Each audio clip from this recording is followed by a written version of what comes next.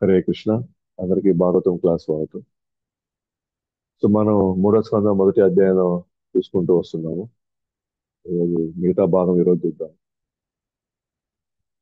So sudden గా సూత గోస్వామిని సౌనకాది ఋషులు విదురుడు తీర్థయాత్రకు వెళ్ళాల్సిన అవసరం ఎందుకు వచ్చింది, అసలు ఆ భవనం ఎందుకు వదిలేసి వచ్చేసాడు, హస్తినాపురం ఎందుకు వదిలేశాడు, ఆ తీర్థయాత్రలో ఎవరైనా కలుసుకున్నారు, మధ్యలో మళ్ళీ ఒకసారి హస్తినాపురం రావడం జరిగింది.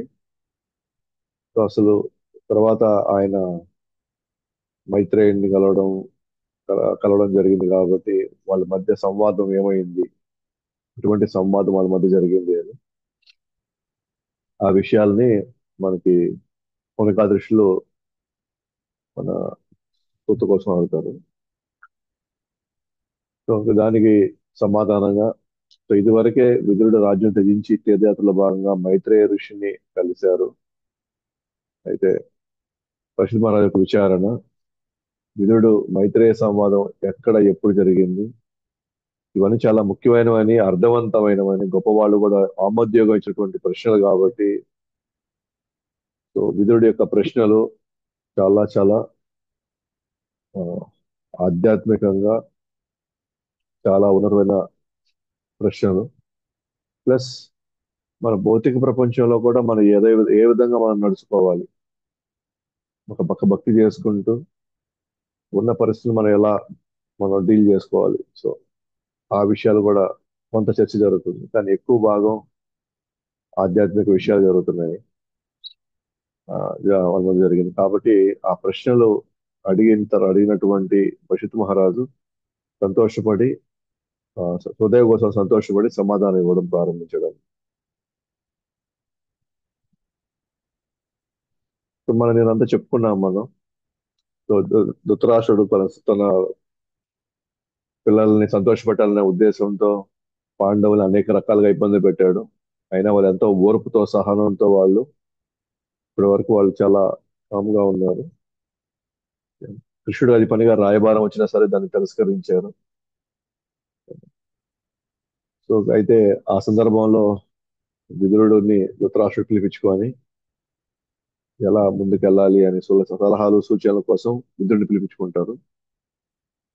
సో విదురుడు క్లియర్ గా చెప్తాడు, మీరు ఇంత చేసినా కూడా పాండవులు చాలా సహనంతో ఉన్నారు కాబట్టి వాళ్ళు చెందవలసిన భాగం వాళ్ళకి ఇచ్చేసేయండి. భీముడు అసలు బుసలు కొట్టేటువంటి తత్వం లాగా ఉన్నాడు, అవకాశం కోసం వేచి చూస్తున్నాడు. అయితే కృష్ణుడు యదువులంతా వాళ్ళ వైపే ఉన్నారు కాబట్టి ఖచ్చితంగా నీకు భయం వేస్తూ ఉండొచ్చు. నీ కుటుంబ మేలు కోసం నేను చెప్తున్నాను, దయచేసి దుర్యోధన్ని తొలగించేసి. ఆ, కృష్ణుడు అంటే ద్వేషం కూడా ఉన్న వ్యక్తి, అతనికి ఎటువంటి మంగళకరం జరగదు, ఎటువంటి మంచి జరగదు ఇక్కడ అసలు. ఇవన్నీ విన్నటువంటి దుర్యోధనుడు కోపగ్రస్తుడై ఈ దాసీ పుత్రుడిని అసలు ఎవరు ఆహ్వానించారు, అతను వెంటనే ఇక్కడి నుంచి బయటకు గెంటేయండి, ఊపిరితో వదిలేయడమే తనకు నేను ఇచ్చేటువంటి నజరాన అంటాడు. సో ఈ మాటలని విన్నటువంటి విదురుడు మారు మాట్లాడకుండా వీళ్ళని పక్కన పెట్టి ఇదంతా భగవుడు మాయగా తను గుర్తించగలిగాడు. ఎటువంటి క్షమాపణ చెప్పకుండానే భవనం వదిలి వెళ్ళిపోయాడు. సో చాలా క్లియర్ గా నిన్న మనం కొంచెం విపులంగానే ఇక్కడంతా మనం చర్చించుకున్నాం. అంటే మనం అర్థం చేసుకోవాల్సింది ఏంటంటే, అందరిలో ప్రతి ఒక్కరి జీవితంలో ఖచ్చితంగా ఆటుపోట్లు ఉంటాయి, మంచి చెడులు ఉంటాయి, అవమానాలు ఉంటాయి, కష్ట సుఖాలు ఉంటాయి. అయితే అవన్నీ మనకి మాత్రం ఎందుకు జరుగుతున్నాయి అని అంటే, మనం తీసుకొచ్చిన కర్మలు. ఆ కర్మ వల్ల మనకి ఇట్లా వచ్చాయి ఇప్పుడు. అయితే వచ్చిన కర్మల్ని మనం ఎలా ప్రతిస్పందిస్తాము అనేదే నెక్స్ట్ మనం జాగ్రత్తగా అడుగు వేయాల్సిన స్టెప్ అన్నమాట. మనకి ఇలా జరిగినప్పుడు మనం ఎలా స్పందిస్తున్నాం దానికి, అది చాలా ముఖ్యం. వాళ్ళు ఎంత తీవ్రంగా మన మీద ప్రతిస్పందించారో అంతే తీవ్రంగా మనం ప్రతిస్పందించాము అనుకోండి, ఐదర్ అది పుణ్యం లాగానే వెళ్తుంది, పాపం లాగానే వెళ్తుంది. కానీ అది ఇచ్చే మన ప్రతిస్పందన ఎలా ఉండాలంటే ఆధ్యాత్మికంగా ఉండాలి. అది వీళ్ళెవరూ కారణం కాదు. నేను తెచ్చుకునేదే ఈ రోజు నేను అనుభవిస్తున్నాను కాబట్టి దీన్ని నేను కృష్ణుడి సేవలోకి ఎలా నేను మార్చుకోవాలి? కృష్ణుడు నాకు ఏం తెలియజేయాలని నాకు ఇటువంటి పరిస్థితులు నాకు కల్పిస్తున్నాడు. దీని నుంచి నేను పాఠాలు నేర్చుకోవాల్సినటువంటి విషయాలు ఏంటి అని మనం అటువైపు అడుగులు కానీ వేసాము అనుకోండి, మనం చాలా ప్రశాంతంగా ఉండగలుగుతాం.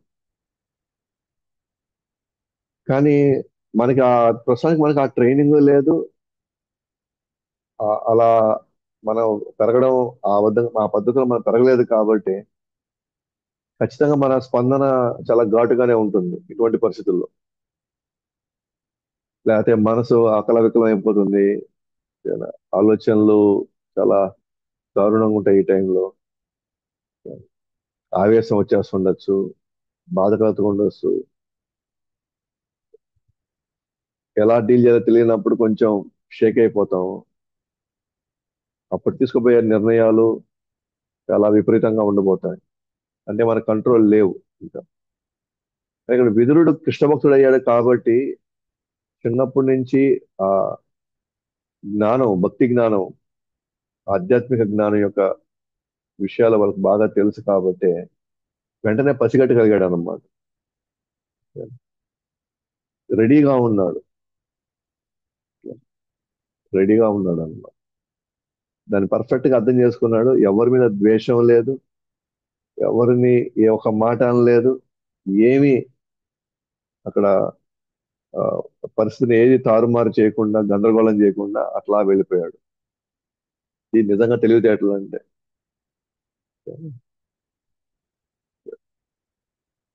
కృష్ణుడి దగ్గరికి వెళ్ళాలనుకున్నవాడు ఉన్న సమయాన్ని మాక్సిమం కృష్ణుడిని ఎలా తలుచుకోవాలా అని ఆలోచించడానికి ఉపయోగించాలే తప్ప నన్ను వాళ్ళు ఇట్లా చేశారు, అట్లా చేశారు, అలా చేశారు, ఇలా చేశారు అని చెప్పి వాళ్ళ గురించే మనం ఆలోచిస్తే ఇంకా మరణ సమయంలో మళ్ళీ అవే సంస్కారాలు మన జీవితాన్ని శాసిస్తాయన్నమాట. మళ్ళీ వాళ్ళ మధ్యలో మళ్ళీ పుట్టాల్సి వస్తుంది. ఇక్కడ విదురుడు మనకు ఒక గొప్ప పాఠాన్ని నేర్పిస్తున్నాడు. ఇంతకంటే గొప్ప అవమానం గాని, ఇంతకంటే గొప్ప కష్టం గాని ఆయన చేసిన దానికి ఆ రాజ్యానికి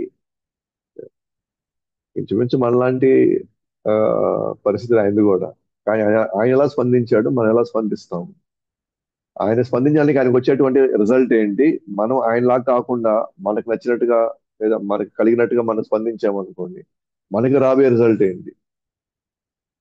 అది మనం బాగా గుర్తుపెట్టుకోవాలి. హరే కృష్ణ మంత్రం జపం చేయడం కావచ్చు, లేకపోతే మన నిజంగా కథ వినేటప్పుడు, కృష్ణ కథ వినేటప్పుడు కూడా దాంట్ వెనకాల ఉన్న తత్వాన్ని, అక్కడ మనం నేర్చుకోవాల్సిన పాఠాలని, అంటే వాళ్ళు చెప్పేటప్పుడు మన జీవితాన్ని దాంట్లో పెట్టాలి. ఆ కథలో పెట్టాలన్నమాట.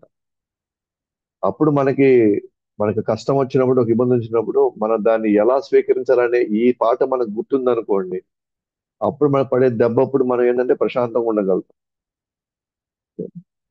సో కాబట్టి ఇక్కడ చాలా క్లియర్ గా మనకి ప్రభుపాదుల వారు మనకి చాలా గొప్ప భాష్యం రాస్తారు. దయచేసి చదవండి భాష్యాన్ని.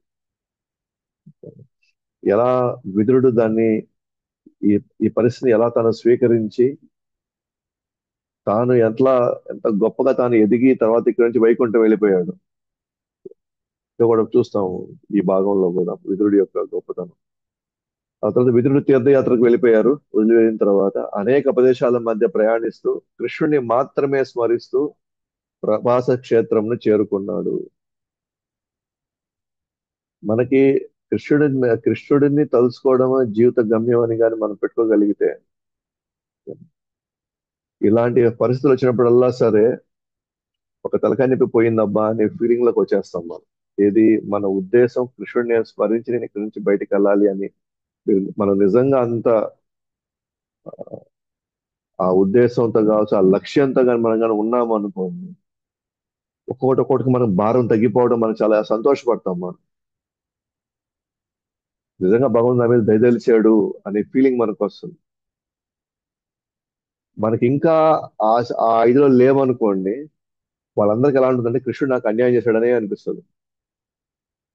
సో కృష్ణుడు నాకు అన్యాయం చేశాడా లేకపోతే కృష్ణుడు నాకు మేలు చేశాడా అనేది మనము ఒడ్డుకి అటువైపు ఉన్నామా ఇటువైపు ఉన్నామా అనేది మన స్థానం తెలుస్తుంది అనమాట. మన కృష్ణుడు ఒడ్డు వైపే ఉన్నాం అనుకోండి, ఇవన్నీ మనకి అబ్బా తలకాయ నొప్పి పోయిందిరా నాయన, నాకు ఈ భారం తగ్గిపోయింది అనే ఫీలింగ్ వస్తుంది మనం కృష్ణుడి వైపు గాని ఉంటే, కృష్ణుడు ఉన్న ఒడ్డులో మనం ఉంటే. మనం కృష్ణుడి ఒడ్డులో ఉన్నట్టుగా నటించి కానీ లోపల మాత్రం ఇంకా నేను అనుభవించాలి అనుభవించాలి, ఇంకా నేను పొందాల్సింది చాలా ఉంది, చేయాల్సింది చాలా ఉంది, నాకు ఇలా అలా జరిగితే బాగుండు ఇలా జరిగితే బాగుండు అని మనసులో పెట్టుకొని కానీ బయటకు మాత్రం మనం ఆ, ఈ ఈ భక్తి తర్వాత ఈ వైరాగ్యం ఇవన్నీ కూడా చాలా గొప్పవి అని బయటికి మాత్రం మనం మాట్లాడితే అప్పుడు లోపల మనకి ఎలా ఉంటుందంటే, కృష్ణుడు నాకు ద్రోహం చేశాడు అనే ఫీలింగ్ మనకు వస్తుంది. కానీ బయటికి మాత్రం తిలకం పెట్టుకో ఉన్నాం, కంటిమాల వేసుకో ఉన్నాం, జపం చేస్తూ ఉన్నాం, యాత్రలకు వస్తున్నాము పోతున్నాము, సేవలకు వస్తున్నాం పోతున్నాం, బట్ అంతర్గతంగా మాత్రం మేబీ మన పిల్లలు బాగుండాలి, మన ఆస్తులు బాగానే ఉండాలి, మన సంపదలు బాగానే ఉండాలి అనే ఫీలింగ్ లో మనం భక్తి చేస్తున్నట్లయితే అప్పుడు మన కృష్ణుడు ఖచ్చితంగా ద్రోహం చేస్తాడు మనకి. ఎందుకంటే ఇవేవి ఎల్లకాలం మనతో ఉండవు అన్న సత్యం మనం ఎప్పుడూ తెలిసి పెట్టుకో ఉండాలి. ఎప్పుడైనా మంది ఒంటరి ప్రయాణమే, చివరిలో ఒంటరిగానే ప్రయాణించాలి మనం. నా పిల్లలు రారు, నా కుటుంబం రాదు, నా బంధువులు రారు, ఎప్పటికైనా ప్రయాణం ఒంటరిదే. అది మాత్రం మనం గుర్తుపెట్టుకోగలిగితే నేను పోయేటప్పుడు ఖచ్చితంగా ఏమీ తీసుకోపోయే పరిస్థితి లేదు అని మనకు కానీ ఖచ్చితంగా మనకు కానీ గుర్తుంటే జరిగే పరిణామాల్లో మనం ఇది మంచి జరిగింది అనే ఫీలింగ్ లో ఉంటాం. కృష్ణుడు నాకు కృష్ణుడు నిజంగా నా మీద దయదలిచాడు అంటాం మనం. లైక్ ఫర్ ఎగ్జాంపుల్ నారదుల వారు ఏమన్నారు, ఉన్న ఒక్కగాను తల్లి అనుకోండి, కృష్ణుడు అనుగ్రహం వల్ల నాకు ఇది జరిగింది అన్నాడు. పషిత్ మహారాజు ఏమన్నాడు, అంత గొప్ప రాజ్యం, తర్వాత ప్రజలు, ఎక్కడ చూసినా ఆయనకి పేరు ప్రఖ్యాతులు అన్ని జరుగుతుంటే తక్షక వచ్చి నీకు శాపగ్రస్తుడి తక్షక 7 రోజులు నిన్ను చంపుతుంది అన్నప్పుడు తన ఫీలింగ్ ఏంటి? కనీసం ఎక్కడైనా కనీసం కొద్దిగైనా సరే లోపల నుంచి కనీసం కొద్దిగైనా సరే తనకి ఏమాత్రం లోపల కనీసం కొద్దిగా కష్టం నిందా, నేను చేశాను కాబట్టి నేను భరించాలి, కానీ ఈ టైంలో నేను ఏం చేయాలి? సో భక్తుల సాంగత్యంలో గంగా నది ఒడ్డున నేను నా జీవితాన్ని నేను ముగించుకోవాలనుకున్నాను. కాబట్టి ఎవరికి ఇది ద్రోహం అనిపిస్తుంది అని అంటే లోపల ఇంకా నేను అనుభవించాలి, ఇంకా నేను లోపల ఇంకా చాలా నేను నా ఆధీనంలో నేను పెట్టుకోవాలి, ఇంకా నేను చెప్పినట్టుగానే జరగాలి అని ఎవరికైతే లోపల ఉంటుందో వాళ్ళందరికీ కష్టమే ఉంటుంది ఇది. కానీ విదురు లాంటి వాళ్ళకి అదేం పెద్ద ప్రాబ్లం ఏం కాదు, ఎందుకంటే హీఈస్ రెడీ. చాలా మంది మళ్ళీ అందరూ చాలా మంది అంటారు, చాలా ఒకసారి నేను ప్రశ్న వేసినప్పుడు ఎంతమంది రెడీగా ఉన్నారంటే అందరు చేతిస్తారు అనమాట, రెడీగా ఉన్నాం మేము అంటారు. రెడీగా ఉండే వాళ్ళ మనస్తత్వం వేరుగా ఉంటుంది. సో వాళ్ళకి ఒక సేవ వచ్చినప్పుడు, ఒక బాధ్యత ఇచ్చినప్పుడు, లేకపోతే ఒక ఒక సందర్భం వచ్చినప్పుడు, కృష్ణుడికి దగ్గర అయ్యే సందర్భం వచ్చినప్పుడు వాళ్ళు ఎలా స్వీకరిస్తారో దాన్ని బట్టి చెప్పేయవచ్చు వాళ్ళు సిద్ధంగా ఉన్నారా లేదా అని. మనం ఎవరిని మోసం చేయలేము మనం. మన ఎవరైనా మోసం చేయొచ్చేమో కానీ కృష్ణుడు మోసం చేయలేం. కాబట్టి తను ఏమనుకున్నాడు, ఎస్ నాకు దొరికింది కాబట్టి ఇంక అవకాశం వదలకూడదని చెప్పేసి కృష్ణుడు మాత్రమే తెలుసుకుంటూ ప్రభాస క్షేత్రాన్ని చేరుకున్నాడు.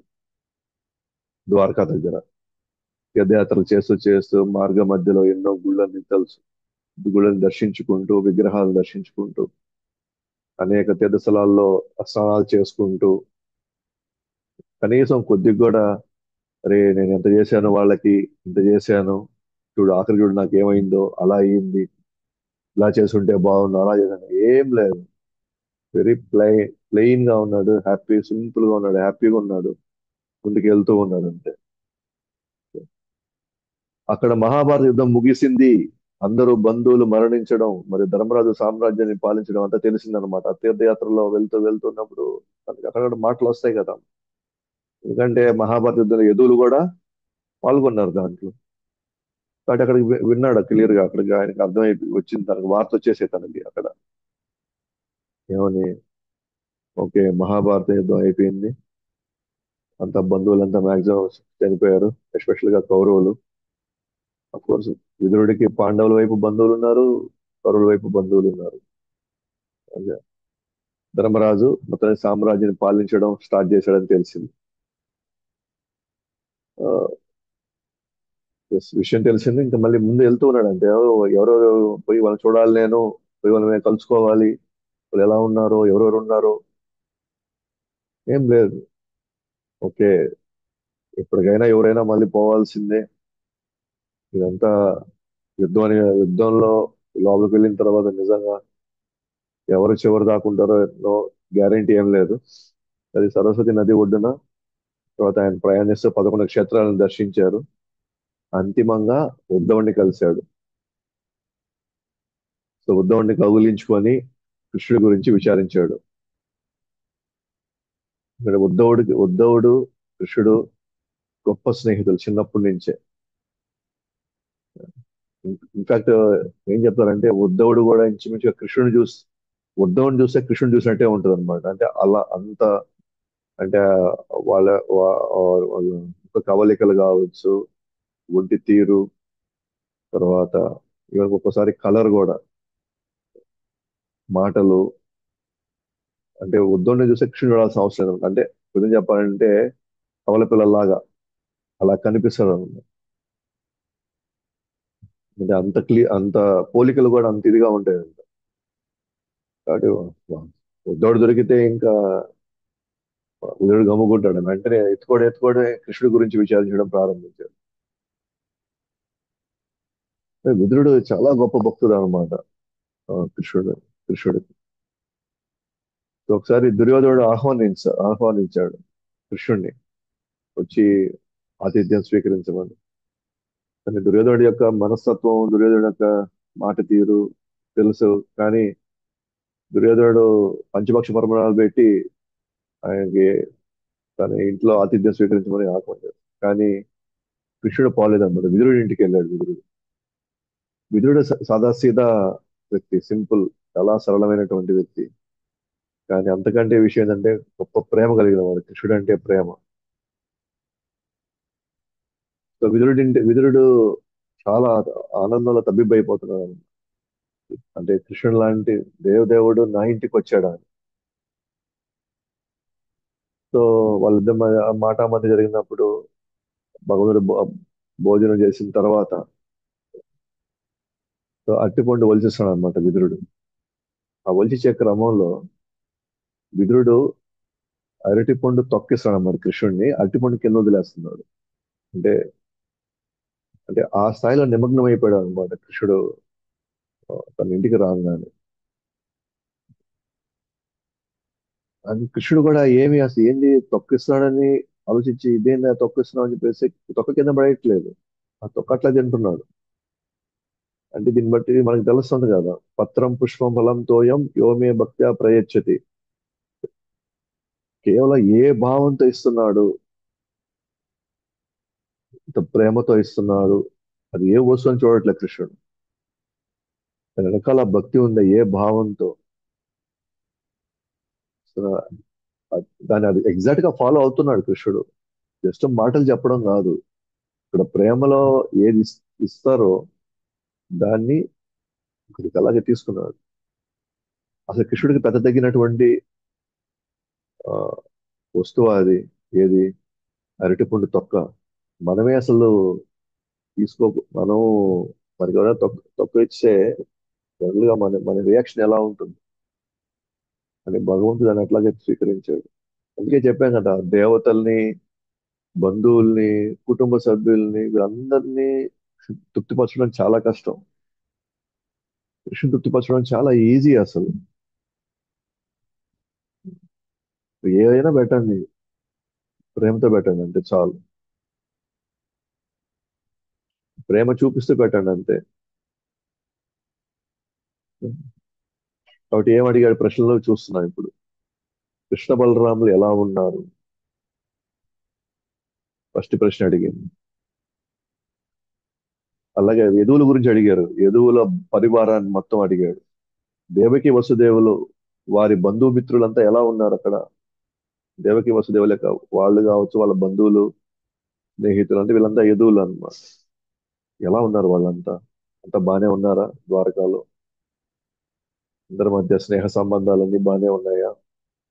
తర్వాత కౌరవులు అంటే కురులు, కురువంశం, పాండవులు, కుంతి అంతా కూడా ఎలా ఉన్నారండి? ఎందుకంటే ఇదంతా, ఎందుకంటే వీరుడు వచ్చేసి చాలా కాలం అయిపోయింది. ఇంకా యుద్ధం స్టార్ట్ అవ్వడానికి ముందే వచ్చేసాడు బయటికి. కానీ ఉద్ధవుడు యుద్ధం యుద్ధంలో యుద్ధంలో భాగంగా ఉద్ధవుడు కృష్ణుడితో కావచ్చు, పాండవులు, అక్కడున్న వాతావరణం, వ్యక్తులు అంతా తెలుసు. ఉద్ధవుడు ఆ సమయంలో ఉన్నాడు అనమాట అక్కడ.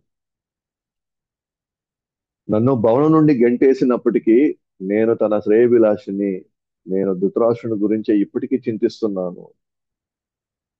ఇప్పుడు నన్ను భవనం నుండి గెంటేసినప్పటికీ కూడా నేను మాత్రం అతని శ్రేయభిలాషినే.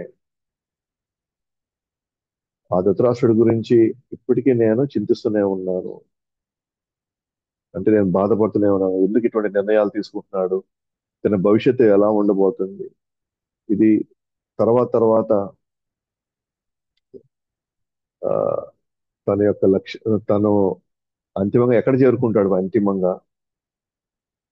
ఇట్లా వెళితే ఖచ్చితంగా అతను మళ్ళీ కర్మలో ఇరుక్కొని మళ్ళీ మళ్ళీ జన్మించాల్సి వస్తుందని తను బాధపడుతున్నాడు లోపల, చింతిస్తున్నాడు. విదురుడు చూడండి ఎంత గొప్ప మనసు అసలు. నిర్దాక్షిణ గెంటేసినప్పుడు కనీసం ధృతరాష్ట్రుడు ఒక్క మాట కూడా దుర్యోధన ఎవరు అనుకుంటున్నారా, నీ పిన తండ్రి నువ్వు ఇట్లా మాట అనొచ్చా నువ్వు అసలు? ధృతరాష్ట్రుడిని ఎన్ని రకాలుగా కాపాడుంటాడు విదురుడు. ఇన్ని సలహాలు సూచనలతో రాజ్యాన్ని చక్కబెట్టి ఉంటాడు. దుర్యోధనుడు అంత మాట అంటే కనీసం ఆ పని కూడా ప్రయత్నించాల, మందలించడం పక్కన పెట్టండి ఇంక తర్వాత.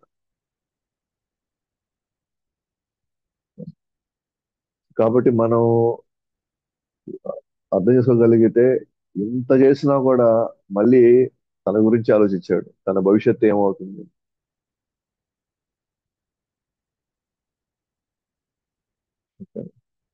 సో అందువల్ల మనం చాలా క్లియర్ గా ఉండాలన్నమాట.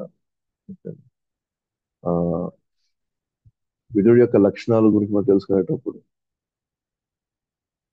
సో విదురుడు జనరల్ గా మనం ఎలా చూస్తున్నామంటే ఈ ప్రపంచానికి మనం రాలేదు, ఈ ప్రపంచంలోకి మనం వచ్చాము. అంతకుముందు ఈ ప్రపంచం తయారు చేయబడింది. మనం అర్థం చేసుకోవాల్సింది ఏంటంటే, ఈ ప్రపంచాన్ని ఏ ఉద్దేశంతో భగవంతుడు తయారు చేశాడు దీన్ని. First point. ఏ ఉద్దేశంతో భగవంతుడు దీన్ని తయారు చేశాడు అని చూడండి. సో ఈ విషయంలోకి వెళ్తాం ఇప్పుడు నెక్స్ట్, ఈ పాయింట్ చూసిన తర్వాత. భగవంతుడి మాయ సామాన్యులను ఎంతో ఆశ్చర్యానికి గురి చేస్తుంది. ఆయన గొప్పతనం నాకు తెలుసు గనక నేను మాత్రం సంతోషంగా ప్రయాణిస్తున్నాను.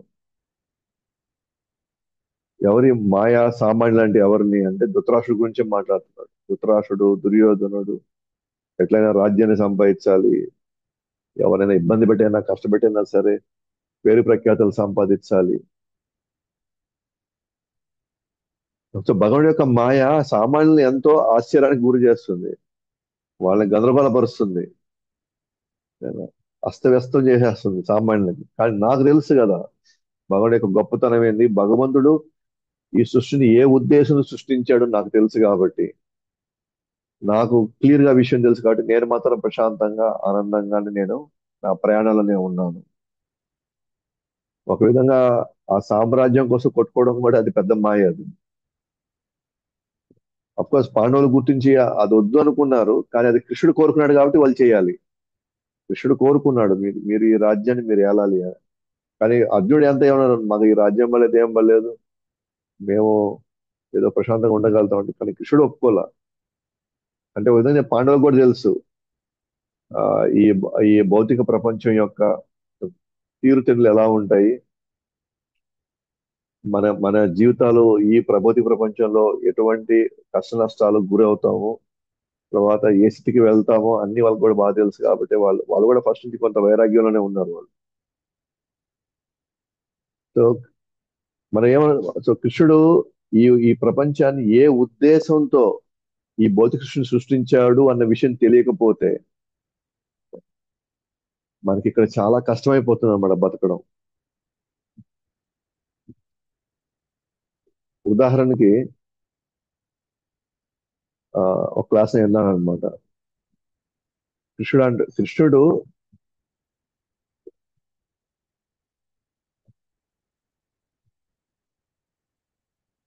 ఈ ప్రపంచాన్ని ఇంపర్ఫెక్ట్ గా ఓకేనా, పర్ఫెక్ట్ గా సృష్టించాడు. ఇంపర్ఫెక్ట్ గా అంటే ఏంటి, లోపలైతే బాధలో ఉండాలి అనే భావంతోనే సృష్టించాడు అన్నమాట దీన్ని. ఇప్పుడు దీంట్లోకి వచ్చే జీవులు ప్రతి ఒక్కరికి ఖచ్చితంగా కష్ట నష్టాలు, సుఖ దుఃఖాలు, మానవమానాలు, ఈ తర్వాత వాతావరణంలో పీడనలు, రోగాలు, ఇవన్నీ ఉండేటువంటి లోకాన్ని సృష్టించాడు. ఎందుకు? అది పాయింట్ ఇక్కడ. ఎందుకు అలాంటి పాయింట్? ఎందుకంటే మనం బాధలు పడుతున్నాం, కష్టాలు పడుతున్నాం, ఇబ్బంది పడుతున్నాం, ఒరే దేవుడా అనుకుంటున్నాం.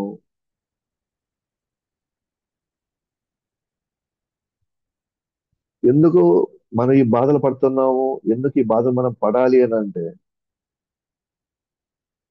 ఇలా పడి పడి పడే ఒక రోజు మనకి ఖచ్చితంగా ఒక రోజు మనకి ఇక్కడ నుంచి ఆయన బయటపడాలి అనే ఫీలింగ్ వస్తుంది.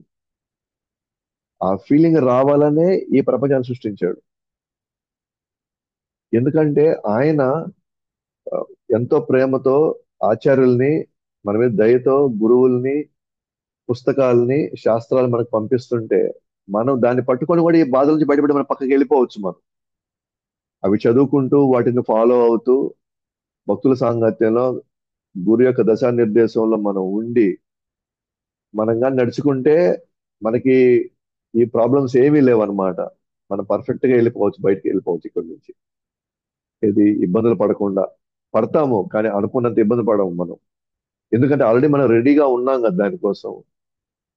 ఒక రోజు ఇక్కడ నుంచి వెళ్ళిపోవాలి అనే ఉద్దేశం మనకు తెలుసు కాబట్టి దాని గురించి మనం ఏం చేస్తాం, దానికి తయారవుతాం కాబట్టి మనకి ఏది వచ్చినా స్వీకరిస్తాం మనం. ఎవరికైతే ఈ ఉద్దేశం తెలీదో, ఇదంతా సృష్టించింది మనం అనుభవించడానికి కాదు, మనకి మళ్ళీ మళ్ళీ ఇక్కడ కష్టాలు ఇచ్చి మన చేత మనమే ఒక రోజు విసుగు పుట్టి దీని నుంచి మనం బయటపడాలి అనే ఒక ఫీలింగ్ రావడానికి దీన్ని సృష్టించాడు. ఎందుకంటే తనకి ప్రేమ, తన పిల్లలు తన దగ్గర ఉండాలి అని. తన దగ్గర ఉండి వాళ్ళు సంతోషంగా ఉంటారు, కానీ నన్ను వదిలి వెళ్ళిపోయారు కాబట్టి వాళ్ళు వాళ్ళ ఇష్టానుసారంగా వాళ్ళు బతకడం వల్ల వాళ్ళు ఇంకా కష్టాలు ఎదుర్కొంటారు. కాబట్టి ఆ కష్టాలు ఎదుర్కొనే క్రమంలో వాళ్ళకి ఒక రోజు నేను గుర్తుకు రావాలి, నా దగ్గరకు వచ్చేయాలనే ఫీలింగ్ వాళ్ళకి రావాలనే ఉద్దేశంతో ఇదంతా సృష్టించాడు భగవంతుడు. అది ఎవరైతే తెలుసుకుంటారో ఆ ఉద్దేశాన్ని, తిరిగి వెళ్ళిపోవాలి, ఇక్కడ ఎంత కాలం మనం ఎంత అడ్జస్ట్ చేసుకున్నా సరే, ఈ ప్రపంచాన్ని మనం ఎంత అడ్జస్ట్ చేసి బతకాలని మనం ప్రయత్నించినా సరే, ఒక రోజు మనం ఇక్కడ నిస్సహాయ నిస్పృహలతో ఎంతో కష్టంతో మనం చనిపోవడం అనేది సత్యం, చనిపోవాలనేది సత్యం. సో కాబట్టి భగవంతుడు పర్ఫెక్ట్ గా సృష్టించాడు అనమాట, ఇంపర్ఫెక్ట్. ఇక్కడ ఏది కూడా మన కంట్రోల్లో లేవు, మన కంట్రోల్లోకి రావు. కంట్రోల్లోకి వచ్చినట్టుగా కనిపిస్తుంది తాత్కాలికంగా. ఉదాహరణకి మనమైనా సరే మన కుటుంబాన్ని మొత్తం నా కంట్రోల్ ఉంది, అందరూ నా కంట్రోల్ ఉన్నారు అనే ఫీలింగ్ లో మనం ఉంటాం. కొంతకాలం వెళ్ళిన తర్వాత మనకి 60 వచ్చిన తర్వాత మనకి అర్థం అవుతుంది అనమాట, ఏది నా కంట్రోల్లో లేదు అని. అదేదో ముందే తెలుసుకున్నాం అనుకోండి, ఇదంతా నా కంట్రోల్ లేదు నాయన, నేను వచ్చిన నేను వచ్చిన కార్యం ఏంటి, వచ్చిన ఉద్దేశం ఏంటి, వచ్చిన ఉద్దేశం ఏంటి, భక్తి చేసుకొని ఈడ నుంచి బయటపడాలి. వచ్చే మానవ మనాలు, కష్ట సుఖాలు, గందరగోళాలన్నింటినీ భరిస్తూ సహిస్తూ లక్ష్యాన్ని మర్చిపోకుండా ఇక్కడ నుంచి బయటపడాలి అనేదే మనకు గుర్తుంటే వీటిలో ఎక్కడ మనం ఇరుక్కోము. లేదు అంటే మనం ఇరుక్కుంటాం. ఎవరైతే రెడీగా ఉన్నారో వాళ్ళకి కృష్ణుడి యొక్క ప్రేమ అర్థమవుతుంది. ఎవరైతే రెడీగా లేరో వాళ్ళు కృష్ణుడు ద్రోహం చేశాడని ఫీలింగ్ ఉంటుంది.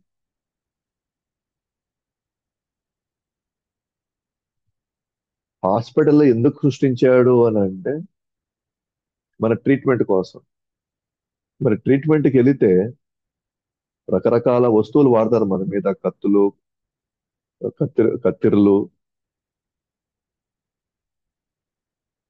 వెళ్ళిన ఉద్దేశం ఎందుకు?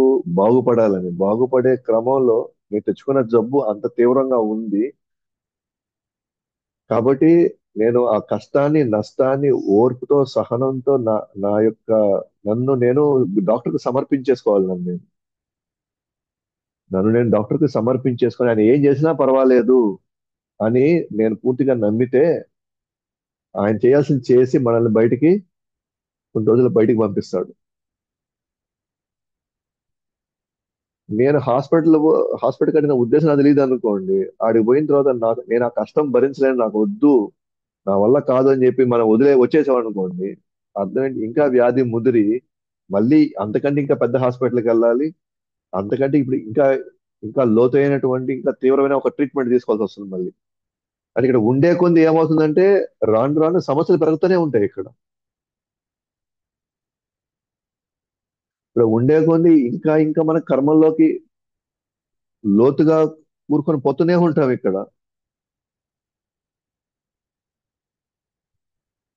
సో కష్టమైనా సరే, నష్టమైనా సరే, ఇదే టైంలో భక్తుల యొక్క సాంగత్యం తీసుకొని, సాధన సేవ తీసుకొని ఈడ నుంచి బయటపడిపోవడం అనేది తెలివైన విషయం. ఎస్, కష్టం ఉంది దాంట్లో, కానీ ఎలా వెళ్ళేది ఎక్కడికి?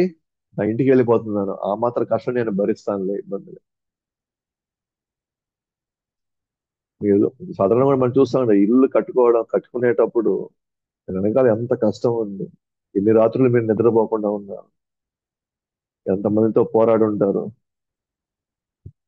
ఎంతమంది దగ్గర మీరు మాటలు పడి ఉండొచ్చు. మరి అన్ని ఎందుకు పడ్డారు అక్కడ? అన్ని ఎందుకు భరించారు? ఎందుకు అన్ని భరించారు? ఎందుకంటే ఒక రోజు మన ఇంటికి వెళ్తున్నాం కదా, మన ఇంట్లో మనం ఉంటాం కదా అనే ఫీలింగ్ ఉంటుంది. అట్లానే ఇది కూడా అంతే. ఒక రోజు నేను ధామానికి వెళ్ళిపోతున్నాను, గోలాక నేను వెళ్ళిపోతున్నాను కాబట్టి ఈ మాత్రం నేను భరించకపోతే నేను శాశ్వతంగా హ్యాపీగా మా ఇంటికి నేను వెళ్ళలేను కదా. కాబట్టి నేను భరించడం నేర్చుకుంటాడు. భగవంతుడి యొక్క సాధన చేయడం, భగవంతుడి రక్షణ ఇస్తాడు మనం ఇక్కడ. కాబట్టి ఆల్రెడీ విషయం తెలిసిన వాళ్ళకేమో, ప్లస్ విషయం తెలియడమే కాదు, ఆ వైపు వాళ్ళ ప్రయాణం చేసే వాళ్ళందరూ ఇక్కడ వచ్చే ప్రతి కష్టం కృష్ణుడి యొక్క దయ అనుకుంటారు. కానీ బయటికి మాత్రమే మనం జపం చేస్తా, బయటికి మాత్రమే మనం సేవ చేస్తా, బయటికి మాత్రం మనం వింటూ, లోపల మాత్రం నేను ఇంకా అది చేయాలి, ఇది చేయాలి, అక్కడ ఉండాలి, ఇక్కడ ఉండాలి, అవి ఉండాలి, ఇవి ఉండాలి అని ఈ ఉద్దేశంతో ఉంటే మాత్రం మన దగ్గర నుంచి పోయే ఒక్కొక్కటి, మన కృష్ణుడిని మనం ద్వేషించడం, కృష్ణుడిని మనం తిట్టడం, కృష్ణుడినే బ్లేమ్ చేయడం ప్రారంభిస్తాం. కాబట్టి కృష్ణుడి శరణాగతి పొందిన భక్తులు వారి బాధలను వెంటనే తీర్చగలిగినప్పటికీ, మదంతో రాజులు వ్యవహరించినప్పటికీ ఆయన మాత్రం ప్రత్యక్షంగా పురులను వెంటనే చంపలేదు. మహాభారత యుద్ధం కొరకు కొంత సమయం పట్టింది. అయితే ఇప్పుడు కృష్ణుడి యొక్క గొప్పతనం నాకు తెలుసు, కృష్ణుడి యొక్క మాయ నాకు తెలుసు. అందుకే నాకు వీటన్నిటిలో నేను ఇరుక్కోలేదు, వీటన్నిటి మధ్య వెనకాల నేను పడలేదు. ఆయన చెప్తున్నాడు, ఇప్పుడు పాండవులు ఇన్ని కష్టాలు పడుతున్నప్పుడు వెంటనే వాళ్ళ బాధలే తీర్చల కృష్ణుడు. వెంటనే తీర్చగలిగినప్పటికీ కూడా తీర్చగలిగేవాడు. వాళ్ళ రాజ్యం ఏమన్నా రానే మనం పదాం పదని చెప్పేసి టక్ టక్ టక్ వాళ్ళని కౌరవుల్ని సంహరించేసి టక్కనే ఇచ్చేసి ఉండొచ్చు రాజ్యాన్ని. అంటే పాండవుల యొక్క బాధను తీర్చేసి ఉండొచ్చు. లేదా మదంతో ఈ రాజులు ఉన్నారు చూసారా, కౌరవుల రాజులు,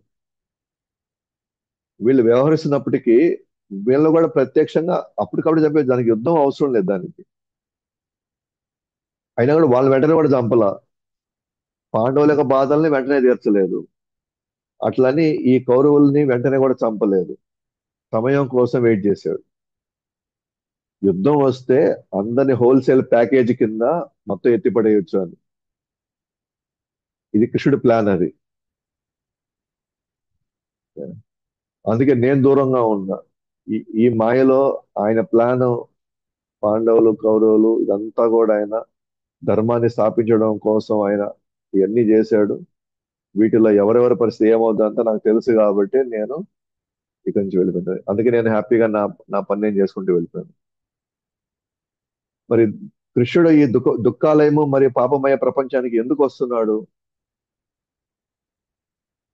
అని కానీ అనుకుంటే రెండు కారణాలు ఉన్నాయి. దుర్మార్గులను సంహరించడానికి, జనసామాన్యులను మరియు ఇతర తత్వవేత్తలను ఆకర్షించడానికి.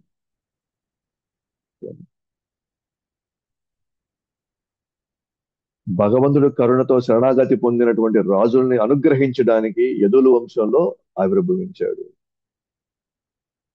సో ఒకటి, దుర్మార్గుల్ని సంహరించడం కోసం, యదా యదా హి ధర్మస్య పరిత్రాణాయ సాధూనాం, జన సామాన్యులను మరియు ఇతర తత్వవేత్తలను, అంటే ఉన్నారు కదా కర్మయోగులు, జ్ఞాన యోగులు, అష్టాంగ యోగులు. సో వాళ్ళందరూ కృష్ణుడితో వ్యక్తిగత సంబంధం లేకుండా వాళ్ళు ఎటో దారి వెళ్ళిపోతున్నారు కాబట్టి వాళ్ళని కూడా ఆకర్షించడానికి మనం చూసాము.